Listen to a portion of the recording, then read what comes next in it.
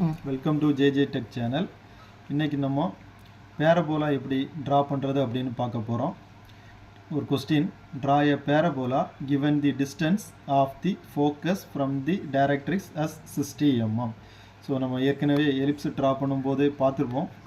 அதாவது eccentricity equal to 1 அப்படின்னு இருந்து அப்படின்னா பேரபோலா அப்படின்னு பார்த்துருப்போம். சரியா? ஸோ அப்போ இந்த கொஸ்டினில் கொடுத்துருக்காங்க, draw a parabola given the distance of the focus from the directrix as 60 mm. Parabola draw பண்ணணும் அப்படின்னு கொடுத்துருக்காங்க. சில கொஸ்டினில் வந்து டைரெக்டாக பேரபோலா தான் ட்ரா பண்ணணும் அப்படிங்கிறது மென்ஷன் பண்ணியிருக்க மாட்டாங்க.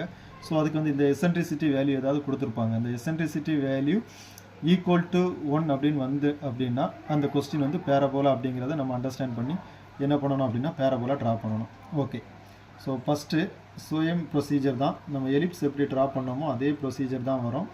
First directrix line D dash அப்படின்னு மார்க் பண்ணிடுறேன்.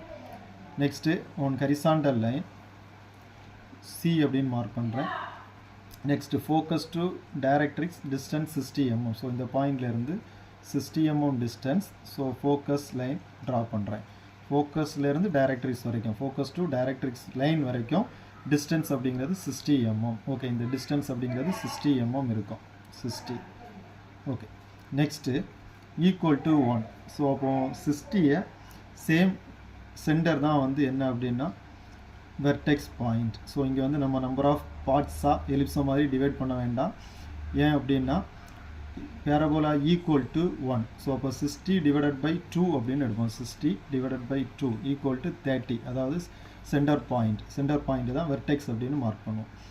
ஸோ நெக்ஸ்ட்டு ஃபோக்கஸ்லேருந்து வெர்டெக்ஸ் டிஸ்டன்ஸ் காம்பஸில் எடுப்போம். இங்கே 2 வெர்டிக்கல் லைன் அப்படிங்கிறத ட்ரா பண்ணுவோம். ஸோ இந்த டிஸ்டன்ஸ் காம்பஸில் மெஷர் பண்ணி வி சென்டர் பாயிண்ட் காம்பஸை ஃபிக்ஸ் பண்ணிவிட்டு அப் அண்ட் டவுன் ஒரு ஆர்க்கு கட் பண்ணுவோம். ஸோ இந்த ஆர்க் வழியாக ஒரு இன்க்ளைன்ட் லைன் அப்படிங்கிறது ட்ரா பண்ணுவோம். நெக்ஸ்ட்டு எலிப்ஸில் என்ன பண்ணோம் அப்படின்னா இந்த பாயிண்ட் விலேருந்து ஸ்டார்ட் பண்ணி 10 ஈக்குவல் பார்ட்ஸாக நம்பர் ஆஃப் பார்ட்ஸாக வந்து என்ன பண்ணோம் அப்படின்னா டிவைட் பண்ணணும். ஸோ அந்த எலிப்ஸ் அப்படிங்கிறது கம்பல்சரியாக கண்டிப்பாக எங்கேயாவது ஒரு இடத்துல வந்து க்ளோஸ் ஆகும். ஸோ அதனால் வந்து நிறைய நம்பர் ஆஃப் பார்ட்ஸ் அப்படிங்கிறது நமக்கு தேவைப்படும். பட் பேரபோலா அண்ட் இனி நம்ம ட்ரா பண்ணக்கூடிய ஹைப்பர்போலா அப்படிங்கிறது க்ளோஸ் ஆகாது, எண்டு பாயிண்ட் கிடையாது. ஸோ அதனால் வந்து நம்ம என்ன பண்ண போகிறோம் அப்படின்னா ஒரு 5 or 6 பாயிண்ட் மட்டுமே வந்து என்ன பண்ண போகிறோம் அப்படின்னா டிவைட் பண்ண போகிறோம். ஸோ வெர்டெக்ஸில் இருந்து 10 mm first point, second, third, fourth, fifth 5 point எடுத்துருக்கிறேன். So vertical line,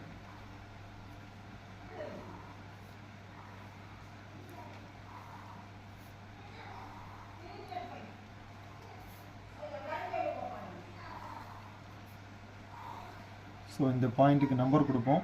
1 dash, 2 dash, 3 dash, 4 dash.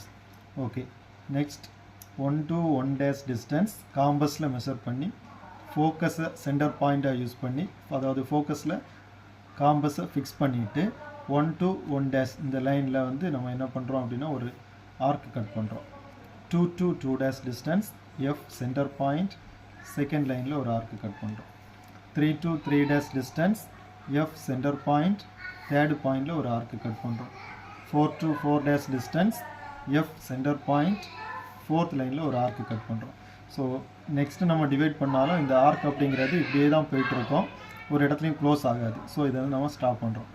பண்ணிவிட்டு வியிலேருந்து ஆர்க்கு கட் பண்ணின பாயிண்ட்ஸை வந்து ஜாயின் பண்ணுறோம். ஸோ இப்படி நம்ம ட்ரா பண்ணும்போது ஒரு பேரபோலா ஷேப் அப்படிங்கிறது நமக்கு கிடைக்கும். ஸோ அப்போ பேரபோலா அப்படிங்கிறது எண்டு க்ளோஸ் ஆகாது. ஸோ ஒரு 5 or 6 பாயிண்ட்ஸ் வரைக்கும் நீங்கள் இப்படி கண்டினியூவாக ட்ரா பண்ணாலே அந்த பேரபோலா ஷேப் அப்படிங்கிறது கிடைக்கும். Okay, thank you. நம்ம சேனலில் கண்டிப்பாக நீங்கள் சப்ஸ்கிரைப் பண்ணுங்கள், லைக் பண்ணுங்கள். Okay, thank you.